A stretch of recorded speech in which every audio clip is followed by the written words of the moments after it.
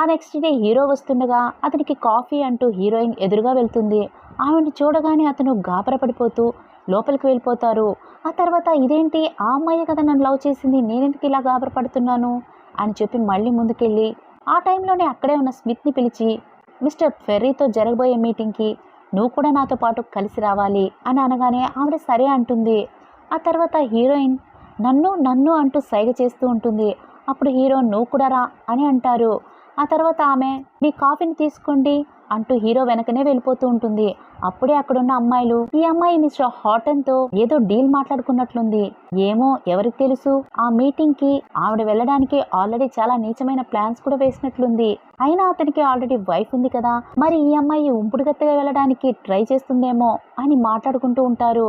అప్పుడే ఇంకొక అమ్మాయి కాస్త కామ్గా ఉండండి, మిస్ స్మిత్ ఇక్కడే ఉన్నారు అని అనేసరికి అందరూ కామ్ అయిపోతారు. అప్పుడు మిస్ స్మిత్ ఎలనార్ నీ సంగతి చెప్తానుండు అని తన మనసులో అనుకుంటుంది.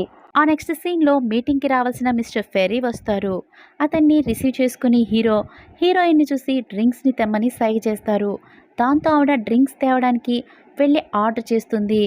ఆవిడ ఆర్డర్ చేసే టైంలో వెనకనే ఉన్న మిస్ స్మిత్ ఆవిడ అలా వెళ్ళగానే ఆ అమ్మాయి ఏం ఆర్డర్ చేశారు అని అడగగానే అక్కడున్న అమ్మాయి హీరోయిన్ ఆర్డర్ చేసిన మెనూని ఆవిడ చేతికిస్తుంది. అది కాస్త మిస్ స్మిత్ చేంజ్ చేసి మిస్టర్ ఫెర్రీకి పీనట్స్ అంటే అలర్జీ, ఎలనార్ ఈ సిచ్యువేషన్ ని ఎలా హ్యాండిల్ చేస్తుందో నేను చూస్తాను అని అనుకుంటూ ఉంటుంది. మీటింగ్ జరిగే సమయంలో ఆర్డర్ చేసిన థింగ్స్ అన్ని వస్తాయి. ఉన్న పీనట్స్ ని చూసిన మిస్టర్ ఫెర్రీ నాకు పీనట్స్ అంటే అలర్జీ అని తెలిసి కూడా మీరు ఎందుకు ఆర్డర్ చేశారు, ప్యూర్ చామ్ కంపెనీ చాలా రిజర్వ్గా ఉంటుంది అని అనుకున్నాను, ఇలా బిహేవ్ చేస్తారని నేను అనుకోలేదు అని అతను లేచి అరుస్తున్న సమయంలో మిస్ స్మిత్ అక్కడికి వచ్చి ఎలనార్ నువ్వేం ఆర్డర్ చేసావో నీకు తెలుస్తుందా, మిస్టర్ ఫెర్రీకి పీనట్స్ అంటే అలర్జీ అని నీకు తెలీదా అని అడుగుతూ ఉంటే అతను ఈ కాంట్రాక్ట్లో నేను సైన్ చేస్తున్న విషయం మర్చిపోండి అని చెప్పి చాలా కోపంగా మిస్టర్ ఫెర్రీ లేచి వెళ్ళిపోతూ ఉంటారు.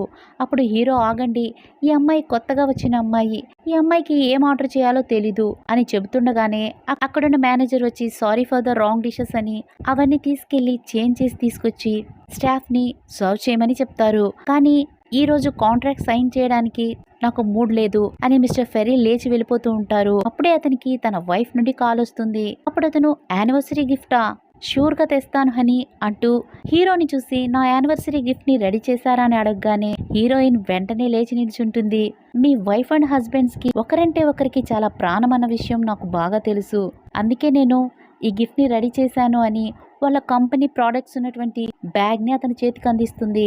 దాంతో అతను చాలా సంతోషపడతారు. మీ కంపెనీ ప్రోడక్ట్స్ అంటే మా వైఫ్కి చాలా ఇష్టం అని చెప్పి కాంట్రాక్ట్లో సైన్ చేసి ఫుల్గా మందు తాగి అతను బాయ్ చెప్పి వెళ్ళిపోతారు.